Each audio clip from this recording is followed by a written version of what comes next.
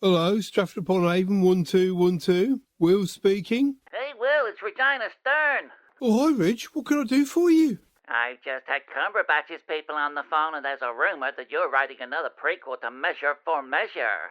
Maybe. Well, Measure to Measure, the Evil Alliance seemed to go down well, which, by the way, was a bloody miracle since they cast the Chuckle Brothers as David Cameron and Nick Clegg, especially considering what they did to my Hamlet. To be. To you. To be. To you. Oh, let's not get into that again. Still, even with those two goons slapsticking the crap out of it, it was a huge improvement on Mel Gibson's version. All the gossip round the campfire is that Measure 2.0, Our Empire Strikes Back, will be the second installment of your Brexit trilogy. I never said it was a trilogy. I just don't want to get too far ahead of myself, Reg. I'm only just getting over the merchandise of Venice. Yeah, it was lovely to get Lucasfilm involved and for the shed loads of cash they injected, and I could just about handle the fully posable action figures, but I wasn't prepared for the no-shit Shylock bumper stickers and quarter-pounder of flesh nearest the heart burgers. That's too much. Well, you can't rest on your laurels, Will. We've already sold the licensing rights to Measure, and you know somebody else will write it if you don't. You know, Cumberbatch is desperately trying to tell the whole wide world that he ain't interested in being in it. And at the same time, I've got his agent on the phone begging us to cast him in it. And if they're that desperate for us to write a screenplay for him, who in their right mind's going to turn it down? Just watch me.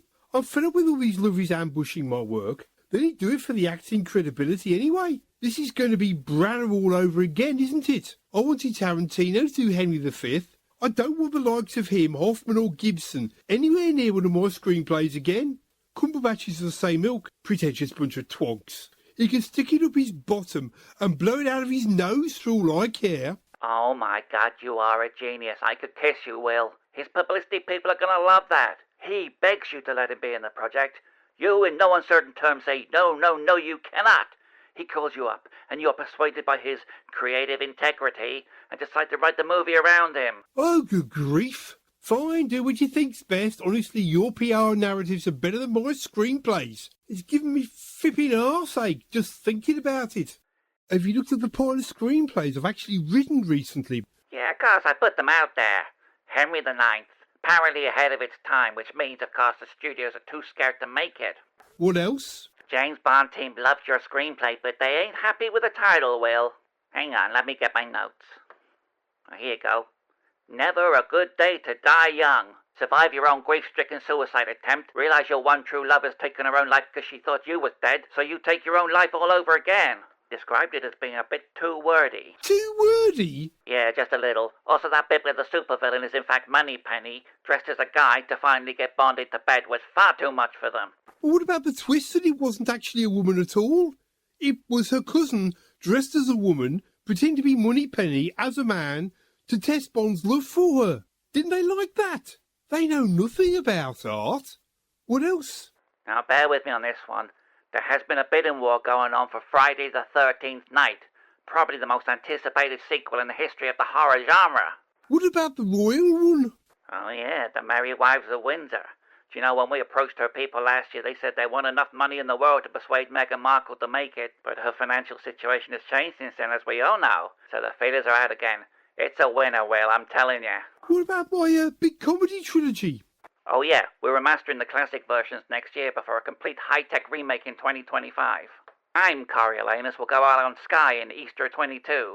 No, I'm Coriolanus and so's my wife, with Hugh Grant playing both characters, is going out at Christmas, before the network premiere of Carry On Up My Anus the following spring. I think that low-level, bawdy humour appealing across generations of Brits is genius. But obviously the rest of us Yanks don't get it.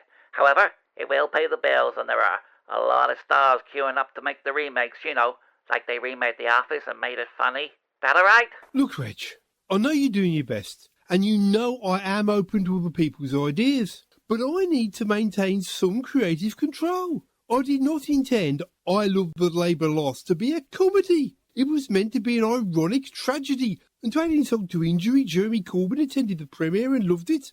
I actually wanted Cumberbatch for that one, to play Nigel Farage. Anyway, Will, you're a writer, right? You're tortured by your demons, right? Where's this going, Reg? We need to create some tragic mystery to sell you, Will, over here in the States.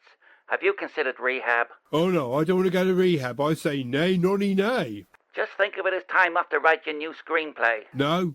Okay, well, the only other option I have lined up is you could date Taylor Swift. Well, you still there? Okay, you booked me into rehab. I'll fire up the crack pipe.